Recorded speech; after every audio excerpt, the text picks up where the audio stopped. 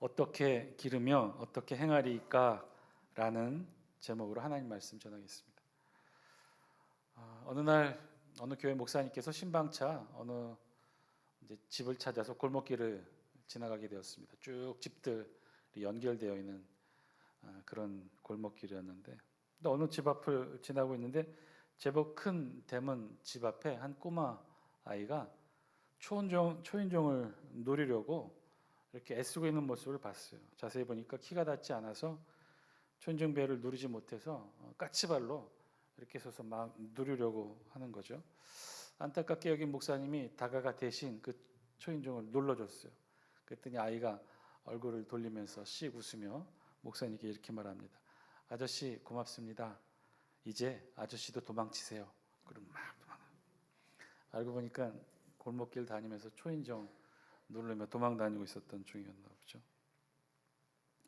여러분, 어린이 하면 어떤 게 가장 먼저 떠오르게 됩니까? 어린아이 하면 어떤 순수함, 깨끗함, 맑음, 이런 단어들이 먼저 같이 연상되겠죠.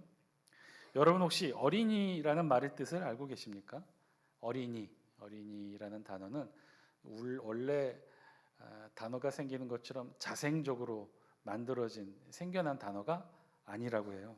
어린이라는 단어는 1920년대 일제시대 말기에 만들어진 조어입니다. 우리 영상 같이 한번 볼까요?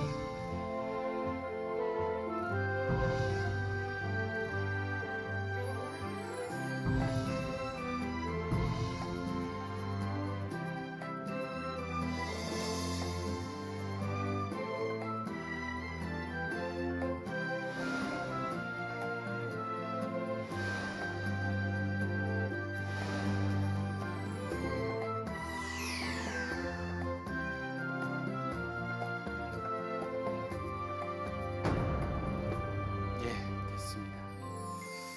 1923년 5월 1일이었습니다. 오후 늦게 3시에 서울 종로구 경운동 서울 천도교 본부 운동장에서 1000명이 넘는 어린이들이 모인 가운데 특별한 행사가 열립니다. 그것이 바로 제1회 어린이날 기념식이었어요. 이 기념식이 끝나고 그 1000여 명이 넘는 아이들과 함께 행사 주관자였던 어른들이 쭉 서울 곳곳을 행진합니다. 파고다 공원에서 광화문까지. 그러면서 약 12만 장이나 되는 유인물을 나누어 뿌려줘요. 그 유인물에는 뭐라고 되어 있냐면 어린이들을 내려다보지 마시고 쳐다보아 주십시오. 어린이에게 경호를 쓰되 늘 보드랍게 해 주십시오. 경축 어린이날이라고 타이틀을 담아서 그 12만 장 유인물을 뿌립니다. 이때가 최초로 이 땅에 어린이라는 단어가 공식적으로 쓰여졌던 날이에요. 그러니까 당시만 해도 이 땅에는 어린이라는 단어가 없었던 거죠. 그럼 뭐라고 불렀을까요? 당시만 해도 어린이를 지칭해서 부르는 말이라고는 아까도 표현했던 아동은 그나마 양호한 표현이고 잘 사용하지도 않았고요. 대부분 집에서는 이놈의 자식, 어린 놈, 이놈의 새끼 이렇게 불렀다는 거예요. 하나의 인격체로 여기지 않았던 거죠. 바로 그러한 때 당시 일본의 유학생 신분이었던 소파 방종환 선생님이 처음으로 어린이라는 말을 만들어내신 거예요. 그러면 어린이라는 말을 어떻게 만들어냈을까? 이 어린이라는 말은 그 유래가 어리신이에서 시작해요. 어리신이를 줄여서 어린이로 만들어냈다는 거죠. 그러면 어리신이 하면 여러분 어떤 단어가 떠오르죠? 어르신. 예. 어른들을 높여 존경하며 공경했던 그 단어의 의미를 그대로 상대화해서 어리신이 이렇게 단어를 만들었던 거죠. 줄여서 어린이. 불렀던 것입니다. 그러니까 어린이라는 단어는 바로 어리신이의 줄임말로서 어린이를 하나의 인격체로 보고 동시에 그 어린이를 존중하자는 마음에서 만들어진 거죠. 나이든 어르신을 존경하고 공경하는 것처럼 나이 어린 어린이를 또 다른 의미로 존중하고 인정해 주자라는 그런 뜻이겠죠. 우리 보통 나이든 어르신은 공경하고 존경하죠. 왜 공경하고 존경합니까? 어르신들은 나이와 함께 풍부한 인생의 경험을, 연륜을 가지고 있기 때문이죠. 그분들이 있어서 오늘의 우리가 존재하기 때문이고 우리들보다 앞서서 우리들의 삶의 자리를 만들어 주셨기 때문에 우리는 어르신을 공경과 존경하죠. 그러면 어린이는 왜 우리가 존중해야 되는 것일까요? 경험도 없고 나이도 어린 어린이를 왜 우리가 존중해 줘야 되고 왜 우리가 신경 써야 되고 1년에 하루 날을 잡아서 이렇게 우리가 어린이 주일 예배로까지 드리면서 함께 예배 주제로 삼아야 되는 것일까? 어린아이는 우리의 미래이기 때문에 라는 표현을 자주 씁니다. 근데 그런 이유만이라면 그건 나중에 존중해 줘도 되지 않을까요? 왜 지금 존중해 줘야 되는 이유가 무엇이었을까? 왜 우리가 어린이에 관심을 가지고 어린이에 집중하고 어린이를 주제로 삼아 함께 예배를 드리고 말씀을 드려야 되는 또 다른 이유는 없을까? 그 이유가 무엇이었을까? 오늘 우리가 함께 읽었던 본문 사사기 13장에는 그 이유 중에 하나를 우리에게 말씀해 주고 있어요. 우리가 함께 읽은 본문 사사기 13장은요. 한 장 전체의 내용이 딱 하나의 주제를 다루고 있어요. 그 주제는 무엇이냐? 삼손의 출생에 관해 기록하고 있다는 사실입니다. 보통 우리 성경 여러 기록 중에 한 인물의 출생에 관해 이렇게 한 장 전체를 할애해서 기록하는 경우는 극히 이례적인 기록 방식이에요. 우리 성경에 기록된 인물 가운데 그 출생 자체에 관한 기록이 있는 대상도 사실 많지 않죠. 모세 또 사무엘 정도일까요? 특별한 출생의 기록을 갖고 있는데 이 삼손도 아주 특별한 출생의 기록을 갖고 있는 유일한 그 특별한 대상 중에 하나입니다. 오늘 본문 13장 사사기 13장에서는 특별한 삼손의 출생 예고를 기록하고 있어요. 너무 길어서 우리가 다 본문으로 잡지는 못했는데 그 중에서 우리 2절만 우리 영상을 통해 같이 한번 볼까요? 2절 시작.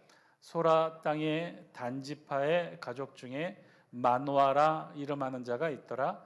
그의 아내가 임신하지 못하므로 출산하지 못하더니. 짧은 한 절이지만 여기 여러 가지 알려주고 있어요. 삼손의 아버지의 이름은 마노아라고 하고 그 마노아는 단지파 출신이었다. 그런데 어떠한 이유여서였는지 모르지만 그의 아내는 임신하지 못해 출산하지 못했다는 거, 불임이었다는 거죠. 자, 이제 그런 아내에게 어느 날 하나님의 사자 여호와의 사자가 찾아옵니다. 그리고 아들 삼손 출생 예고를 해줍니다.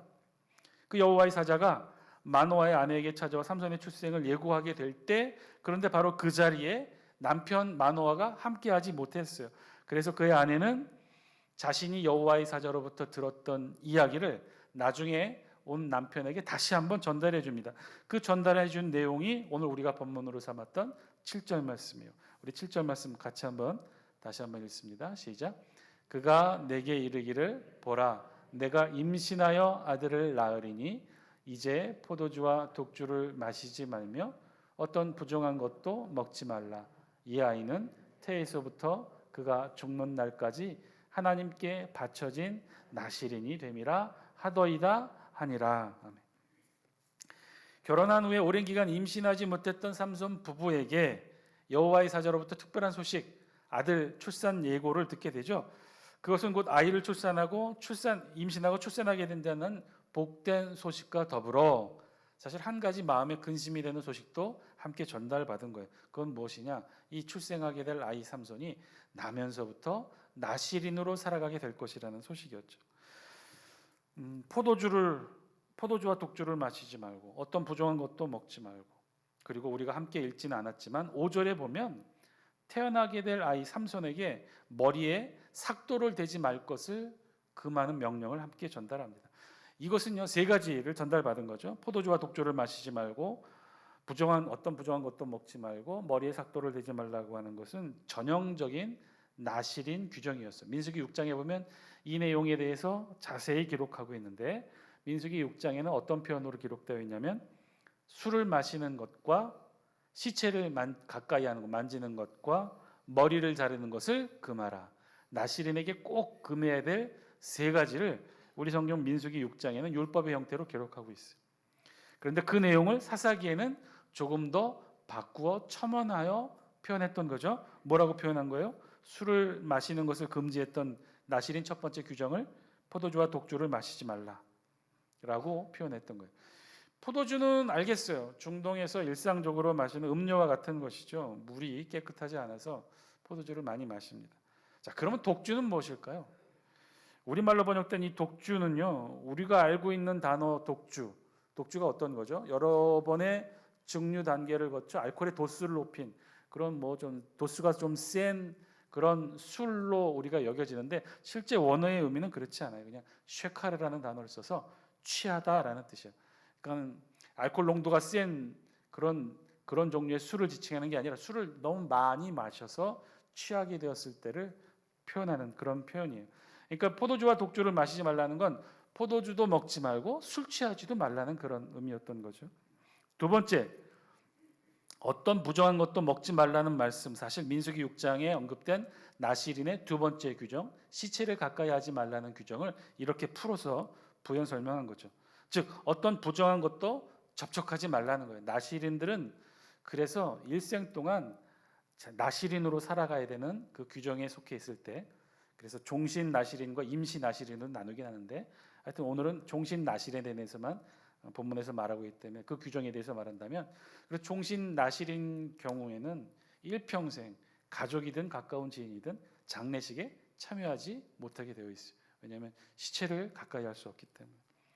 자, 그게 두 번째 규정이고, 세 번째 규정은 머리에 삭도를 대지 말라는 거예요. 머리를 깎지 말라는, 머리카락을 자르지 말라는 거죠. 이 명령은 왜 그랬느냐?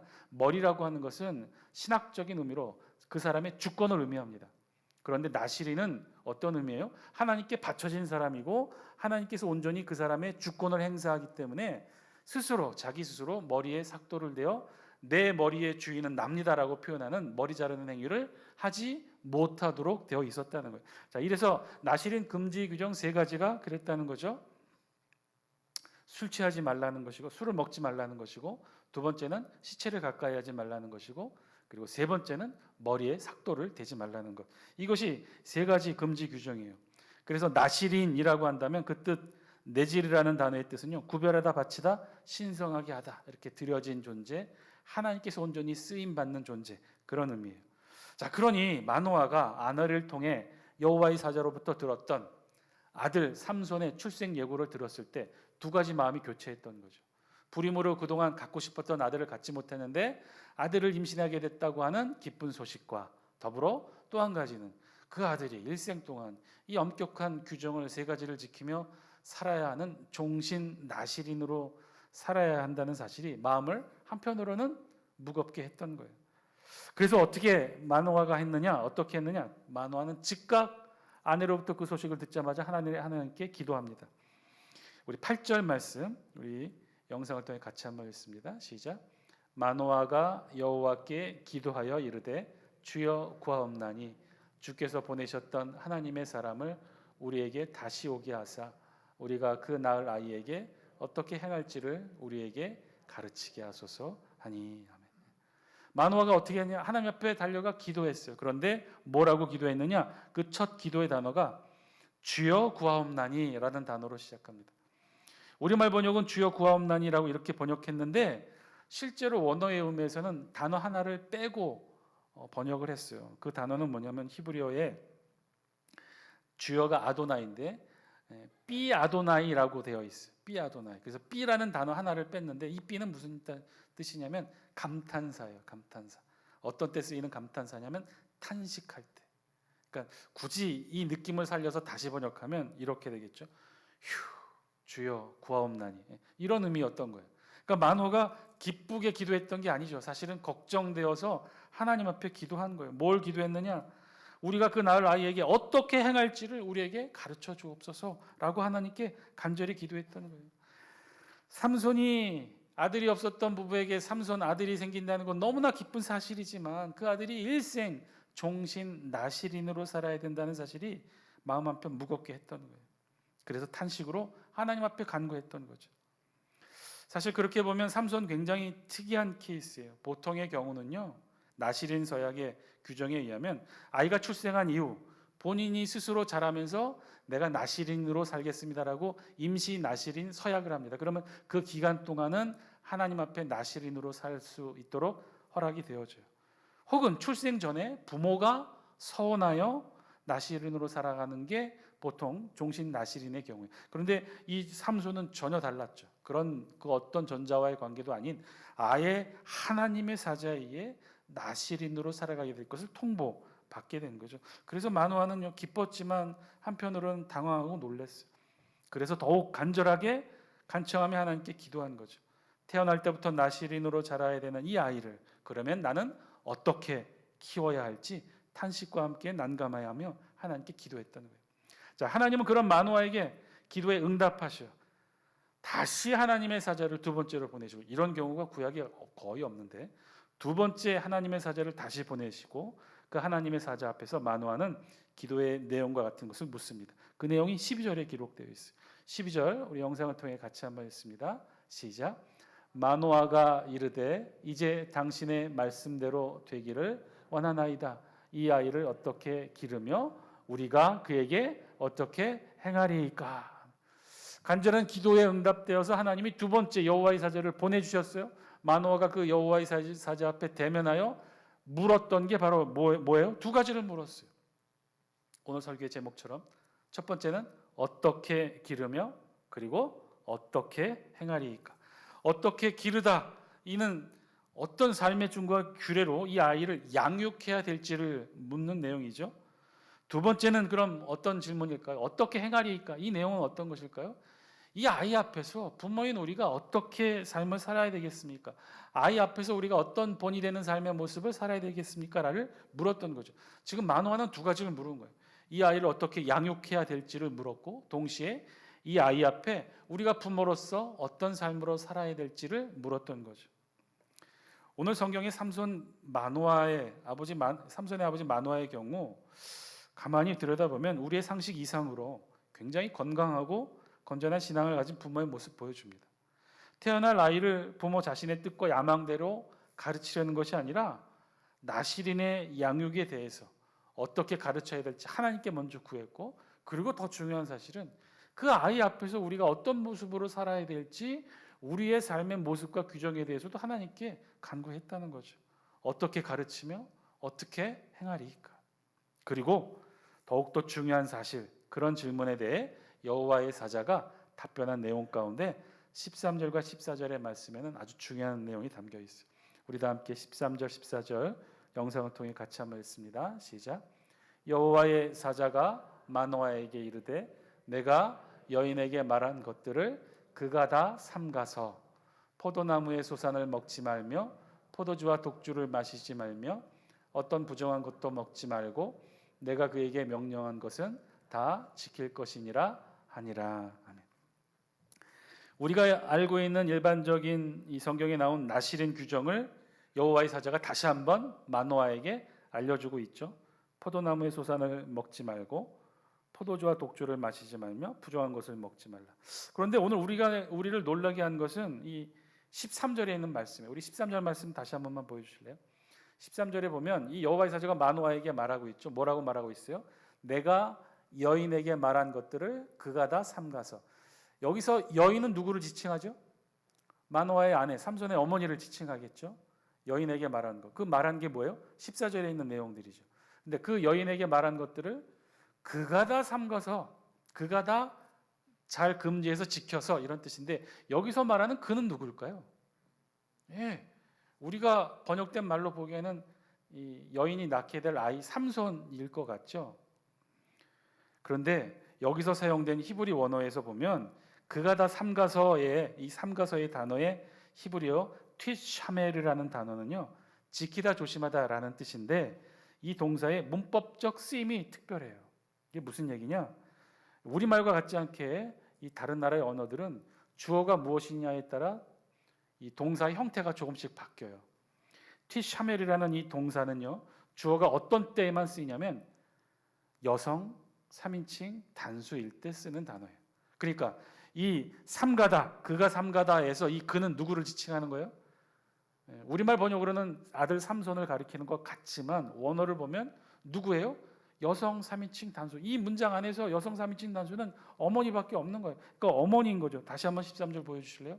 그러니까 이 말은 13절의 말씀을 보면 여호와의 사자가 마노아에게 이르되 내가 여인에게 말한 것들을 그녀가 다 삼가서. 지금 지켜야 될 나실인 규정을 그럼 누가 지켜야 된다는 거예요?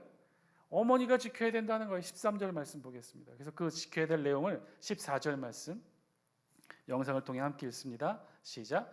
포도나무의 소산을 먹지 말며 포도주와 독주를 마시지 말며 어떤 부정한 것도 먹지 말고 내가 그에게 명령한 것은 다 지킬 것이니라 하니라. 이 14절에 지켜야 될 행위 주체자는 누구인 거예요? 아들 삼손이 아니라 누가 지켜야 된다는 거예요? 어머니가 지켜야 된다는 거예요. 그래서 내용도 자세히 보시면 저건 나실인 규정의 3가지 규정이 아니라 그 중에 2가지만을 말하고 있어요. 자세히 보세요. 포도나무의 소산을 먹지 말며 포도주와 독주를 마시지 말며. 얼핏 나실인 규정 첫 번째와 두 번째를 말하는 것 같지만 이거는 첫 번째만을 말하고 있는 거죠. 포도나무의 소산이든 포도주든 독주든 술을 마시지 말라고 하는 나실인 규정 첫 번째를 말하고 있는 거예요. 그 다음은 뭐죠? 어떤 부정한 것도 먹지 말라. 이건 나실인 규정의 2번째, 시체를 가까이 하지 말라는 또 다른 표현인 것이죠. 여기 14절에서 나실인 규정 3가지 규정 중에 빠진 한 가지는 뭐가 있나요? 머리에 삭도를 대지 말라.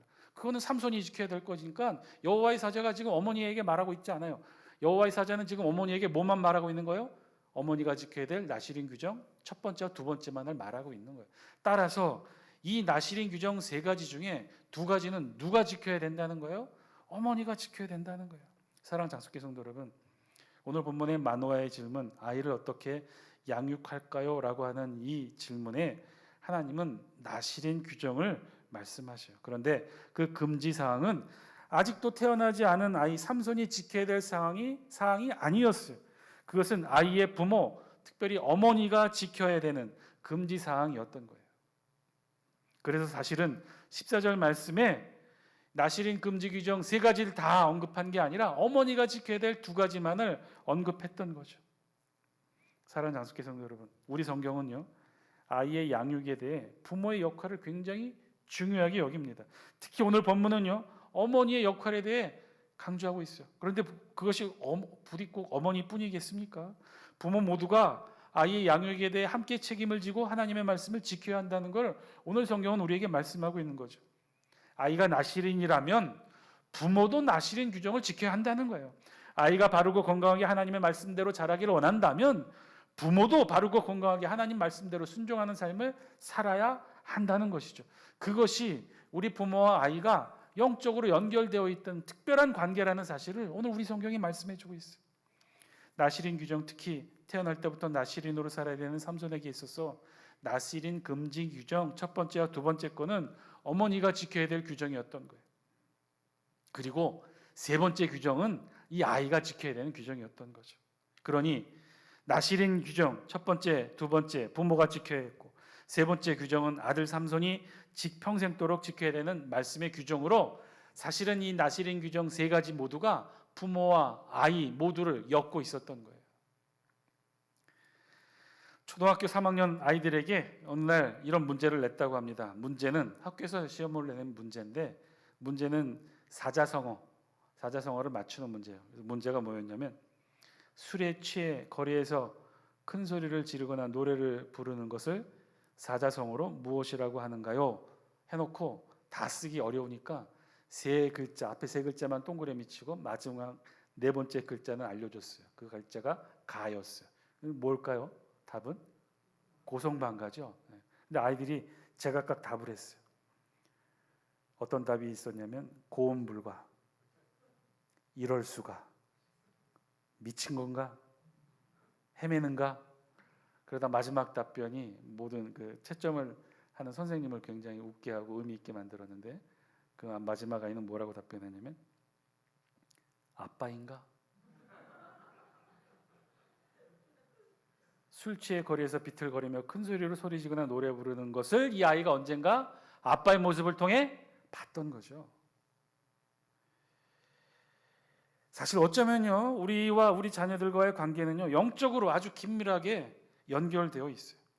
우리와 우리 자녀의 관계가 영적으로 연결되어 있다는 거죠. 그러니 우리의 자녀가 영적으로 나실인이라면 그 나실인 규정의 3분의 2는 누가 지켜야 된다는 거예요? 부모가 지켜야 된다는 거예요. 왜냐하면 우리가 신앙 안에서 영적인 나실인이 되어야만 우리 자녀들도 영적인 나실인으로 하나님 두 손 안에 붙들린 채 일생을 살아갈 수 있기 때문에 그런 거죠. 그래서 마노아는 삼손을 위해 그렇게 기도했던 거예요. 어떻게 길러야 됩니까? 어떻게 아이를 양육해야 됩니까? 만을 질문한 게 아니라 어떻게 우리도 아이 앞에서 행해야 되겠습니까? 라고 하나님 앞에 두 가지를 질문했던 거죠. 어떻게 기르며만 중요한 것이 아니라 어떻게 행해야 하는지도 중요하게 하나님께 물었던 거예요. 우리의 자녀들에게 우리가 어떻게 신앙생활을 하는지가 그래서 중요했던 거죠. 마노아는 누구보다도 그 사실을 잘 알고 있었어요. 그래서 어떻게 가르칠까만을 기도한 것이 아니라 그 자녀 앞에서 우리가 어떻게 삶을 살아야 될지를 하나님 앞에 부르짖어 기도했던 거죠. 사랑하는 장수교 성도 여러분, 우리가 그렇게 우리의 자녀들과 연결되어 있는 줄 믿습니다. 그 이야기는 그와 동시에 우리도 우리 부모님들과 우리를 낳아주신 부모님들과 연결되어 있다는 의미겠죠. 그래서 우리가 가족인 거예요. 육적으로만 가족인 것이 아니라 영적으로도 우리를 낳아주신 부모와 우리가 연결되어 있고 우리가 낳은 우리의 자녀와 우리가 연결되어 있다는 거예요. 우리의 신앙에 따라 그래서 우리 자녀들과 우리 부모님들의 신앙이 영향이 미치게 된다는 거예요. 영향을 주고받는 존재가 된다는 거예요. 그런 영적인 존재.